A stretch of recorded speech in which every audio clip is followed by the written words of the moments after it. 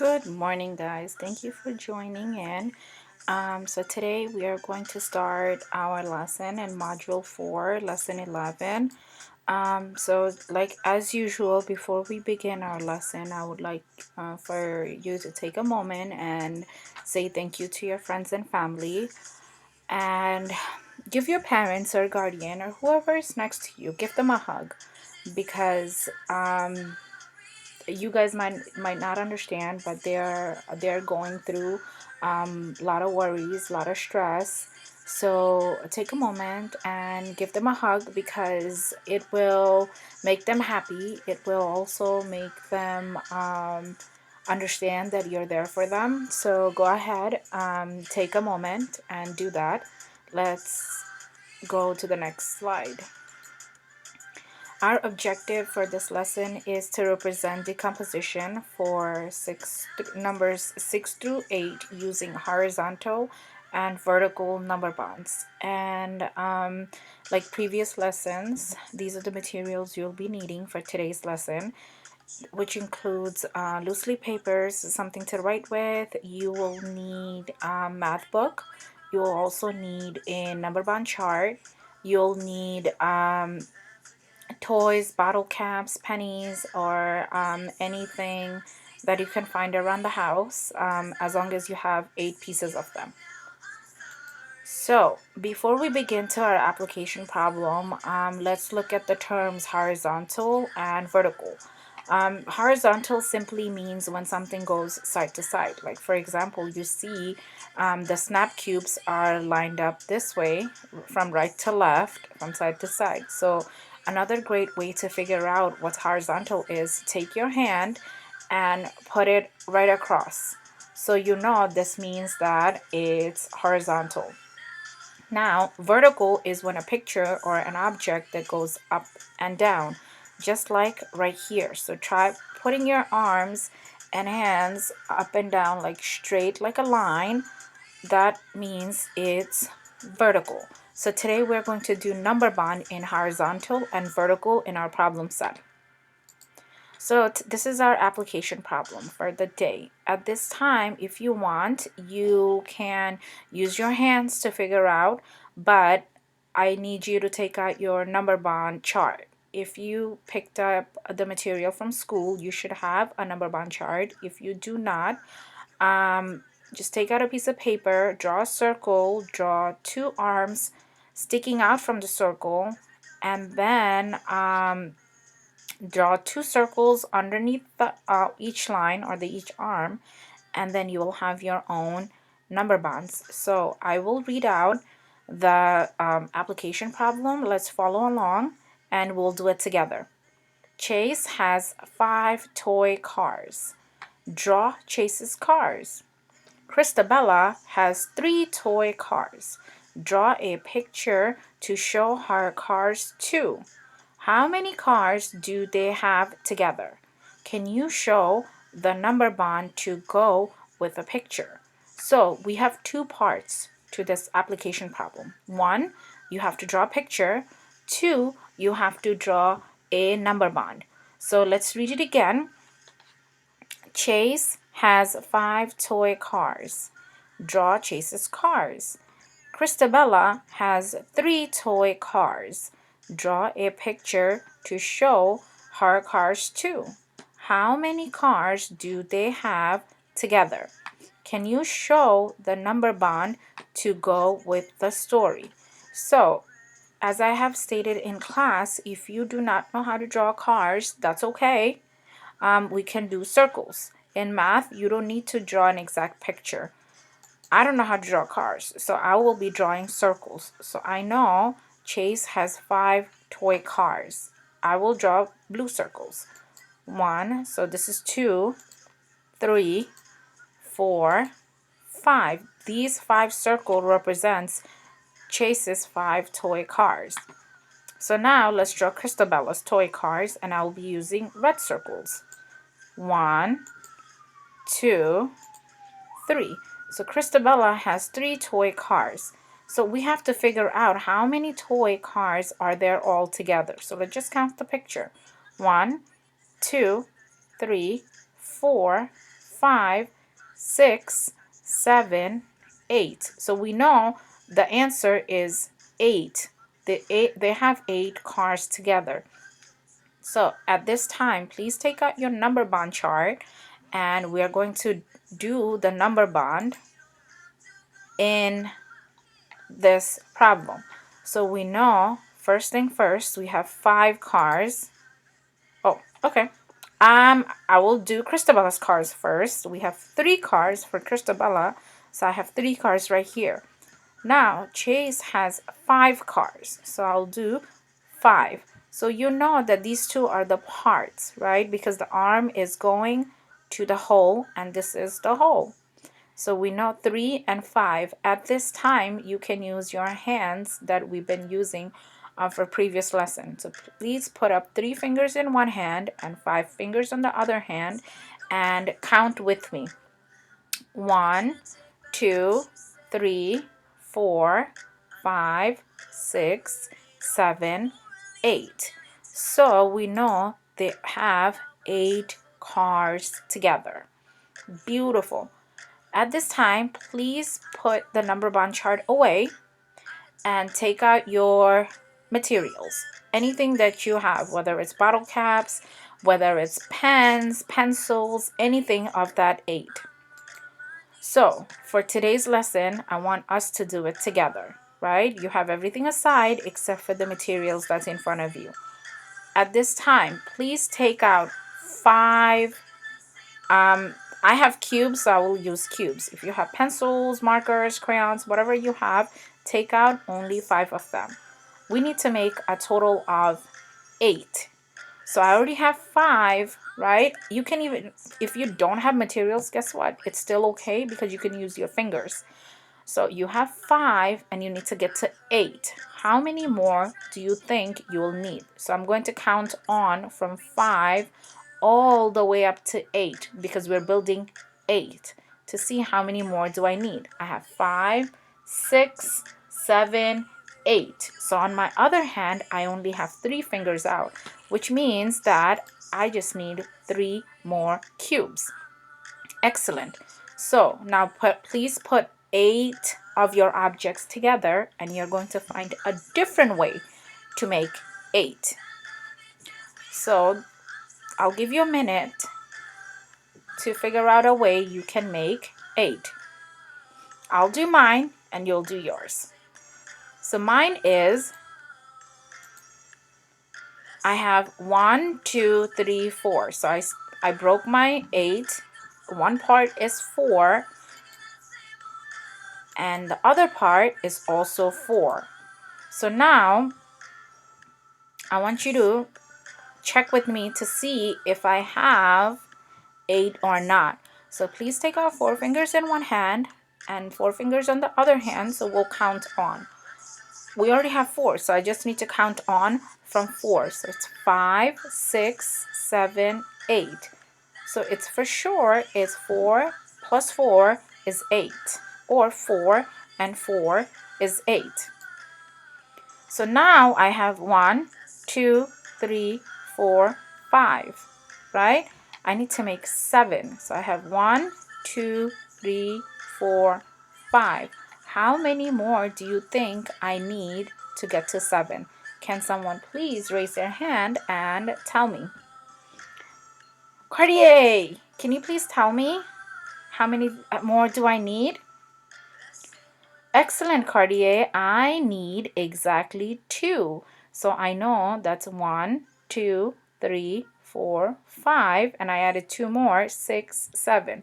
5 and 2 gives me 7. Excellent work. So let's try one more time. I have 1, 2, 3, 4, 5, 6. I have 6 and I need to get to 7. How many more do I need to make it to 7? Can someone please raise their hand and tell me? Nevehan, please tell me how many more do I need to get to 7? Can't hear you, Nevea. You gotta speak up, hon. You gotta say it loud and proud. I can't hear you. You're right, Nevea. I need exactly one more. So let's count, Nevaeh and everybody else. 1, 2, 3, 4, 5, 6, and one more gives me 7.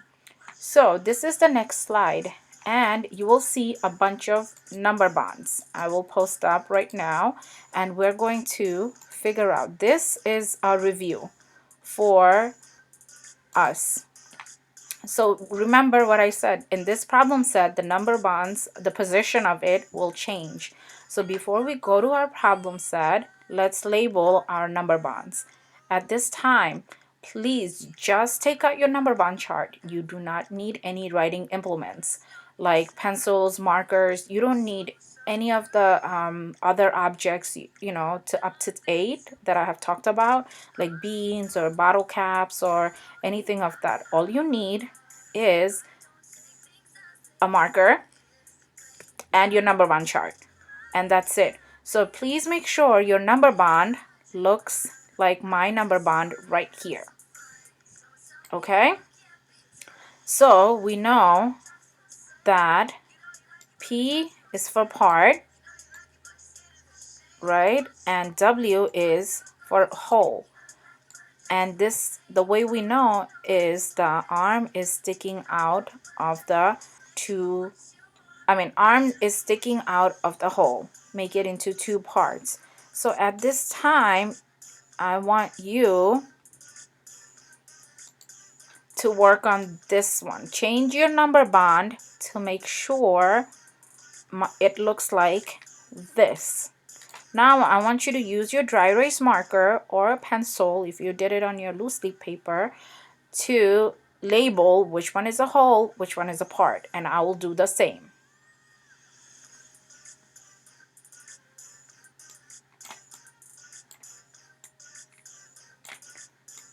And I know, again, it doesn't matter which position the number bond chart is. Remember, the parts are always connected by 2 arms.